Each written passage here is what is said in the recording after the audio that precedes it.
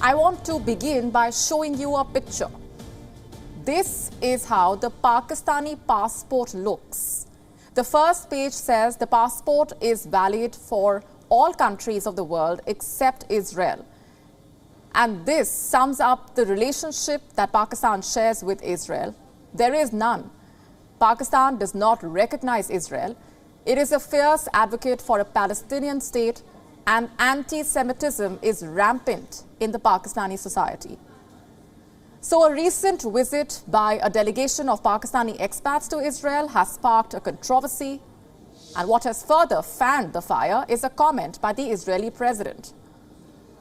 Let's break it down for you. A Pakistani delegation was in Israel 2 weeks ago. It was headed by a lobbyist. The delegation had business owners and journalists. They held a meeting with the president of Israel, Isaac Herzog. The group is called Sharaka, or Partnership in Arabic. It was set up after the Abraham Accords were signed in 2020. The Sharaka works to connect Israel with Muslim-majority countries. This is what they said about the Pakistani visit. The delegates spoke to the president about their efforts to develop relationship with Israel and build peace in the Middle East.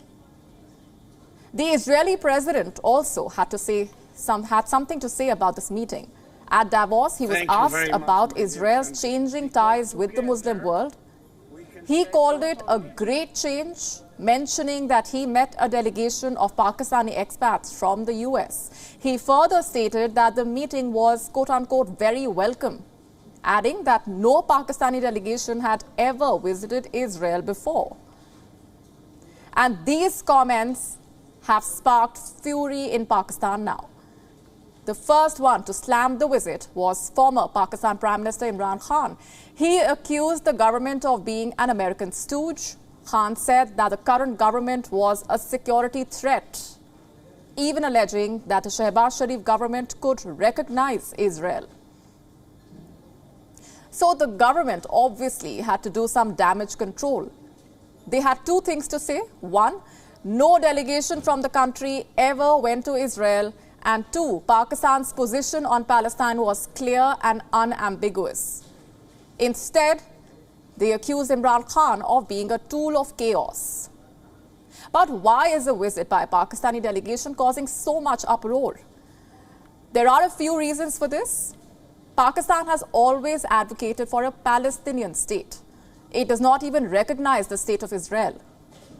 Pakistan's leadership has always been in support of Palestine, and even the country's citizens share that emotion. Islamabad also often tries to draw parallels between Palestine and Kashmir. So now, if it recognizes Israel, it would be blatant hypocrisy. The second is Pakistan's relations with Iran. Pakistan shares borders with Iran. The two countries are working towards better relations. Pakistan's foreign minister even visited Tehran earlier this year. So Pakistan cannot be seen cozying up to Iran's enemy number one right now. The third reason is Pakistan's society itself. Anti-Semitism is rampant in the country. The 1980s were a chapter of horror for the Pakistani Jews. This is when Zia-ul Haq ruled Pakistan.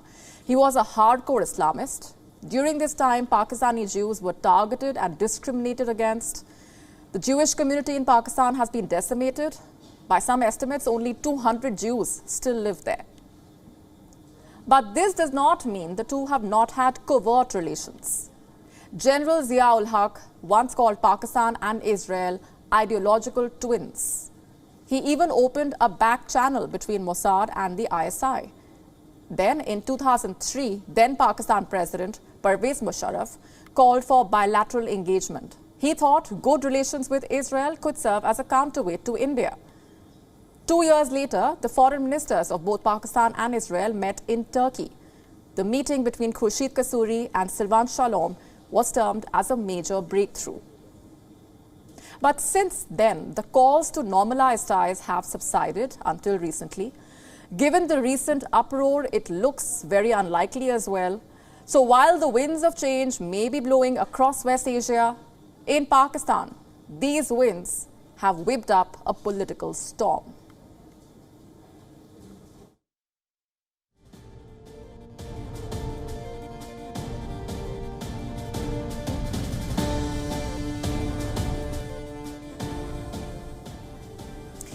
And with us on the broadcast this minute is Anas Mallick, our Pakistan Bureau Chief, joining us on the broadcast from Islamabad. Also with us is West Asia analyst Mir Jawadan Fair, who's with us from Tel Aviv. Let me come to you first. Anas, help us better understand and share with us what the Pakistan government has said on this, as well as what Imran Khan's stance has been.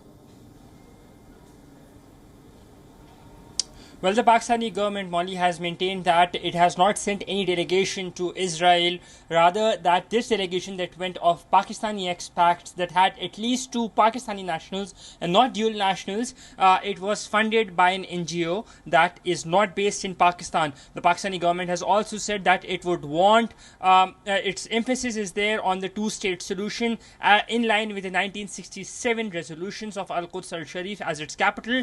That's what the Pakistani Foreign Office has maintained, but this has been marred with critique as well. The former Pakistani Prime Minister Imran Khan has accused the government of being a stooge, a puppet regime, and that he has tried to stir up the sentiments of the common people by saying that Pakistani government is trying to align itself with the Israeli government or trying to establish some ties. But we've time and again seen that such incidents have been happening where the incumbent governments have been accused of getting closer to Israel, something that is not acceptable to the society. Just last year, in fact, in March, there was a story when Imran Khan was in power. There was a story in an Israeli paper that alleged that Imran Khan had sent one of his special representatives, namely Sayyid Zulfikar Abbas Bukhari, to Tel Aviv to hold a secret meeting. That meeting was denied by the representative in question, but the Israeli paper said that it had taken necessary approvals and only after that it had published the report. So there has been back and forth time and again. This is a topic that that Pakistani people are very touchy, very emotional about by and large, and that is one of the reasons that the government had to go on the record and clarify that they are not considering even to establish relations with Israel. Mallick?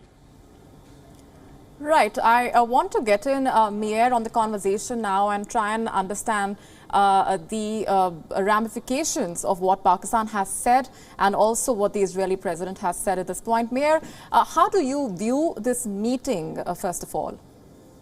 Well, I think this was a meeting, but it was an important meeting for the state of Israel because these were Pakistani American citizens, but still it's more than anything that Israel has ever had. I mean, recently, since Parvez Musharraf, this is, we could say, the highest profile meeting between Israeli officials and Pakistani citizens, even though they are also dual American Pakistani citizens. I think this is important for the state of Israel in terms of showing the fruits of the Abraham Accords. Let's not forget that Pakistan has good relations with the UAE, Pakistan has good relations especially with Saudi Arabia, and especially the Saudis want to open more doors between Israel and other countries in this region as means of isolating Iran. So I think what we saw is probably part of these efforts. But as your colleague in Pakistan quite rightly said, it doesn't mean that we're about to see new relations between Israel and Pakistan, especially diplomatic relations. And you also listened to what our correspondent in Pakistan was sharing with us about how the Pakistan government has reacted, and we also told you about the statements that the Pakistan government has been issuing. It has been forced to deny that this meeting even took place. What do you make of that?